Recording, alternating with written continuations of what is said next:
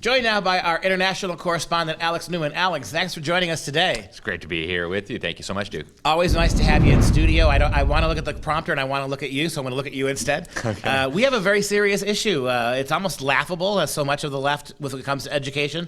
But we have a new diversity math program in California that all the kids are being subjected to. So talk about the new program and let's talk about diversity math. Yeah, this is not The Onion. It's not the Babylon Bee. It is for real. They have a new proposed math curriculum for California, proposed by the California Department of Education.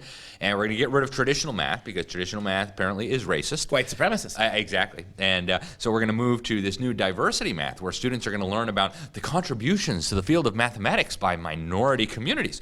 And they're going to learn about, equity plus inclusion equals justice. I mean, this stuff is unbelievable. So you've got a big coalition of mathematicians, teachers saying this clown show has got to stop. We've got to do regular math.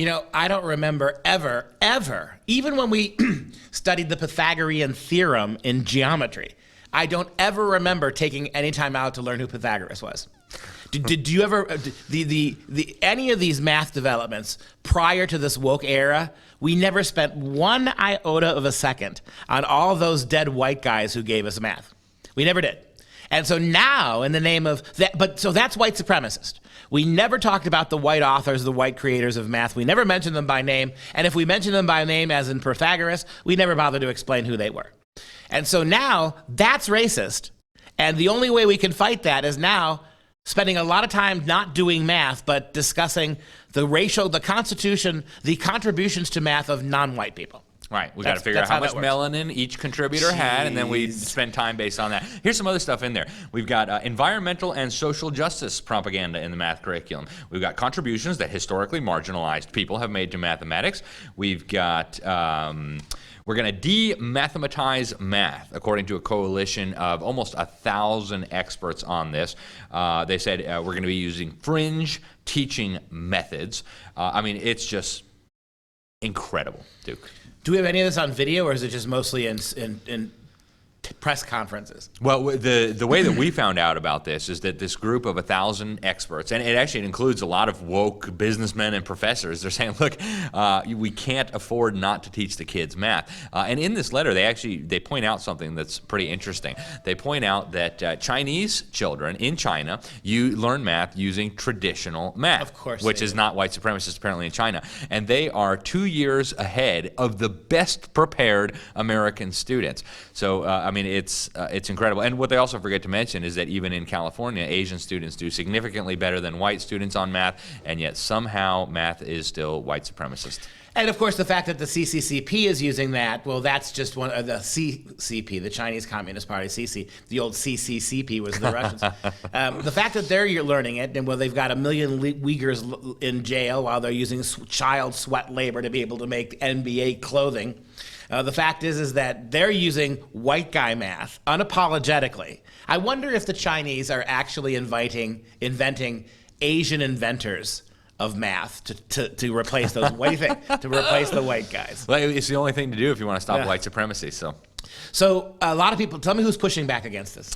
This incredibly interesting coalition. You've got, liberal professors from, major universities in California. Actually, I first found out about this through the Hoover Institution at Stanford University. They had a teacher who had written this article explaining how absolutely bonkers this was to try to get rid of math under the guise of making math less racist. You've got teachers, you've got mathematicians, you've got engineers, you've got businessmen, you've got venture capitalists, all of them saying, look, California is going to go down in flames if we retard the progress of our students anymore on math and other key subjects. Well, the tip-off is that they want to demathematicize math, right?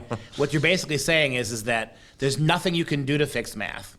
That math is one of those things that not everybody does well at. So it is inherently racist because who ends up usually not doing the best are minority and inner city kids. And so we cannot redeem math. So we're going to replace math with ethno-mathematics, which is all about everything but math. That's right. And, you know, on the one bright side, if I can say one positive thing, they almost could not do any worse, right? Only 15% of Hispanic children and 10% of black children are proficient in math now. So it would be hard to do worse than that. I mean, we'll see. But this is where they're going with it looks like. But what's racist and paternalistic about this is these white liberals turning to black families and saying, your kids are just too stupid. Yep. And so we have to make everybody stupid. Now, we're going to make you feel better by calling it white supremacy. Or I suppose they really ought to call it Asian supremacy at this point, right? And why is that not a thing? If Asian culture is so good, I mean, if white kids were scoring the numbers Asians were, we would be hearing about how the whole system had to be dismantled, right? So can we use the term Asian privilege? Or I guess those of us who love math just want to see anybody using it correctly. Right.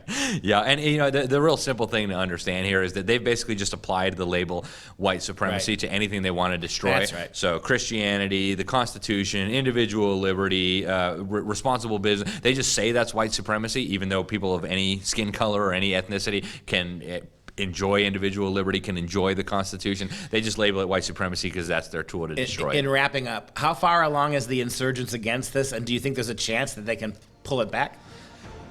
They couldn't stop the ethnic studies model curriculum That's that right. requires elementary school children to chant to demonic pagan deities from the Aztec Empire. So if they couldn't stop that, I doubt they'll be able to stop the fake diversity math.